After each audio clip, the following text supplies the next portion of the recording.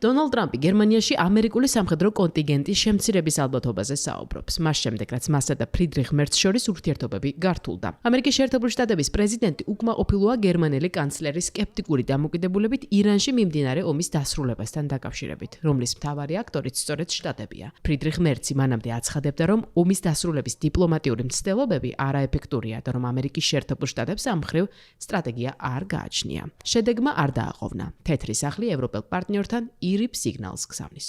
ამერიკის შეერთებული შტატები სწავლობს და გადახედავს გერმანიაში ამერიკული სამხედრო კონტინგენტის შესაძლო შემცირების საკითხს. გადაწყვეტილება კი ხანმოკლე პერიოდში იქნება მიღებული. მადლობა თქვენი ყურადღებისთვის ამ საკითხთან დაკავშირებით.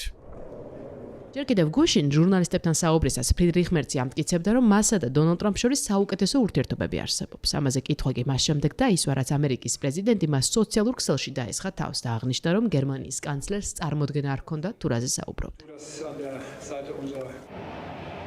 საგულისხმოა, რომ ამერიკული კონტინგენტის შემცირებაზე დონალდ ტრამპი პრეზიდენტობის პირველ ვადაშიც საუბრობდა, თუმცა ეს არასოდეს განუხორციელებია. მოგვიანებით ამაზე საუბრები უკვე სხვა კონტექსტით, თვის დასაწყისში განახლდა. არავინ იცის ბერლინში ამერიკული სამხედრო კონტინგენტის შემცირებაზე დონალდ ტრამპის განცხადება რეალური განზრახვაა, თუ მხოლოდ ბერლინის დაშინების მცდელობა, თუმცა კითხვები მან უკვე გააჩინა, რადგან ამერიკული სამხედრო ბაზა გერმანიაში საქველმოქმედო ჟესტი არ არის და ის ამერიკის სამხედრო დომინაციაში მნიშვნელოვან როლს თამაშობს. ამჟამად ევროპაში შტატებს 68,000 აქტიური სამხედრო პირი ყავს გაგზავნილი, მათგან 36,400 გერმანიაში.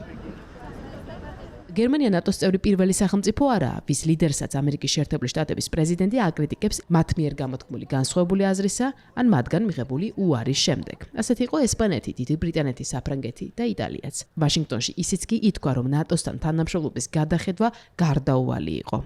გერმანიაში კონტინგენტის შემცირების შესახებ საუბრები კი ამ დისკუსიის უკვე ახალი ნაწილია.